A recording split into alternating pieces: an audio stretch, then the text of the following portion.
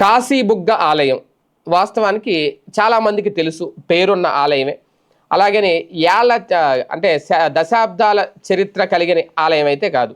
ఎందుకంటే 2018 నుంచి నిర్మాణం మొదలుపెట్టి 2023లో అనుకుంటా ప్రారంభమైంది. దర్శనాలకి ఇవన్నీ అనుమతి ఇచ్చారు. అయితే దీని చరిత్ర ఏంటి అనేది ఇప్పుడు చర్చ. ఎందుకంటే కాశీబుగ్గ ఆలయం శ్రీకాకుళం జిల్లాలో ఉందని అందరికీ తెలిసిన విషయమే. అయితే ఎలా నిర్మించారు, ఎందుకు నిర్మించారు, ఎవరు నిర్మించారు, ఏ సందర్భంలో నిర్మించాల్సి వచ్చింది అనేది ఇప్పుడు ఒక చర్చ. ఎందుకంటే ఇప్పుడు తాజాగా ఈరోజు అంటే శనివారం కార్తీక మాసం, ఇది కార్తీక మాసంలో వచ్చే ఏకాదశి కార్యక్రమం. పైగా అది వెంకటేశ్వర స్వామి ఆలయం. ఇక్కడికి ఎక్కువ మంది భక్తులు వెళ్తూ ఉంటారు.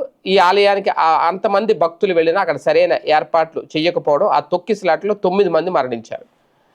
సో ఇప్పుడు అసలు ఆలయ చరిత్ర ఏంటి అనేది తెర మీదకి వచ్చింది. వాస్తవానికి ఒడిస్సాకు సంబంధించి రాజుగారి కుటుంబానికి చెందిన హరిముకుంద పండ అనే 95 ఏళ్ల వృద్ధుడు తన సొంత ఖర్చులతో ఈ ఆలయాన్ని నిర్మించారు. ఎందుకు నిర్మించారు అంటే ఆ 95 ఏళ్ల వృద్ధుడి తల్లి ఎవరైతే ఉన్నారో ఆమె శతాధిక వృద్ధురాలు. ఆమె వెంకటేశ్వర స్వామి భక్తురాలు. తిరుమలలో శ్రీవారిని దర్శించుకోవడానికి అప్పట్లో ఆమె చాలా ఇబ్బందులు పడేవారట ఎక్కువ.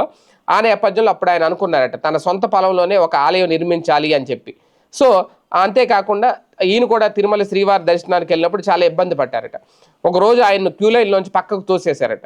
తనకు ఎదురైన ఈ అనుభవాన్ని జీర్ణించుకోలేక ఈ హరిముకుంద పాండ కాశీబుగ్గ తన సొంత ఊర్లో ఈ ఆలయ నిర్మాణానికి అయితే శ్రీకారం చుట్టారు.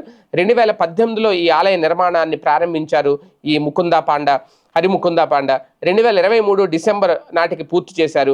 గత ఏడాది నుంచే భక్తులకు దర్శనాలకు అనుమతి ఇచ్చారు. అంటే ఒక ఏడాది అవుతుందంటే. ఇంత పెద్ద ఆలయం కాశీబుగ్గ పరిసరాల్లో ఎక్కడ లేకపోవడంతో ఇటీవల కాలంలో భక్తుల రద్దీ కూడా పెరిగింది అక్కడికి.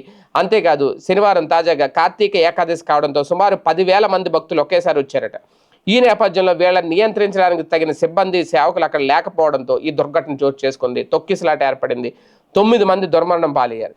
కోట్ల రూపాయల వ్యయంతో నిర్మించిన ఈ ఆలయానికి ఇంజనీరింగ్ నిపుణుల సలహా సూచనలు కూడా తీసుకోలేదట. ఎందుకంటే ఈ హరిముకుంద పాండ తల్లి ఎవరైతే ఉన్నారో ఆమె శతాధిక వృద్ధురాలు. ఆమె పేరు విష్ణుప్రియ. వాస్తు శాస్త్రంలో మంచి నిపుణురాలట.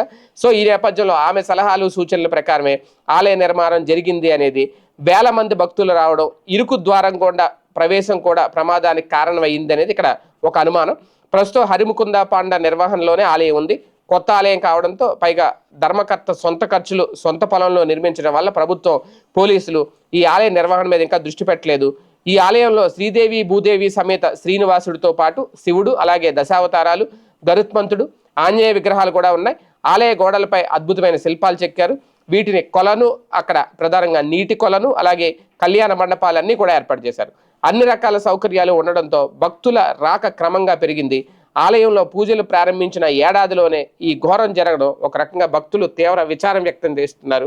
ఇప్పుడు మరి ప్రభుత్వం ఇంకా ఎలాంటి చర్యలు తీసుకుంటుంది, దేవాదాయ శాఖ ఈ ఆలయాన్ని ఏమైనా స్వాధీనం చేసుకుంటుందా ఏంటి, ఇవన్నీ ఇప్పుడైతే తెర మీదకి వస్తున్న అనుమానాలు. ఏది ఏమైనా ఆలయం ప్రారంభించిన ఏడాదిలోనే ఈ దుర్ఘటన జరగడం అనేది చాలా విచారకరం.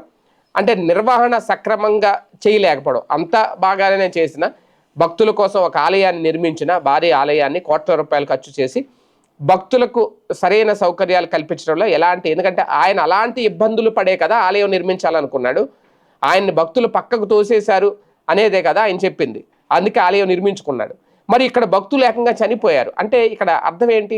తిరుమల తిరుపతి దేవస్థానంలోనే అక్కడే అంత రద్దీ ఉండి అక్కడే ఈయన తోసేశారంటే, ఇక్కడ తిరుమల తిరుపతి దేవస్థానంతో పోల్చుకుంటే ఈ కాశీబుగ్గ ఆలయం చిన్నదే కదా. మరి ఇక్కడే రద్దీని నియంత్రించలేకపోయారంటే అక్కడ మాట ఏంటి? మేబీ వెంకటేశ్వర స్వామి అది తెలియజేయడానిక ఈ పరీక్ష పెట్టారు అతనికి. కాకపోతే 9 మంది చనిపోవడం అంటే మాత్రం అది చాలా విచారకరం. కాకపోతే ఇక్కడ అదే ఆలోచించుకోవాలి. అంటే ఆలయ నిర్వహణ అనేది అంత ఆషామాషి వ్యవహారం కాదు అనేది ఇక్కడ చాలా స్పష్టంగా అర్థమవుతుంది. ఆలయ నిర్వహణలో, ఆలయం నిర్మించడంలో అయితే ఆయన సక్సెస్ అయ్యారు, కానీ ఆలయ నిర్వహణలో అయితే ఫెయిల్ అయ్యారు అనేది ఇక్కడ చాలా స్పష్టంగా అర్థమవుతుంది. మరి ఇప్పుడు అధికారులు ఏం చేస్తారనేది చూడాలి.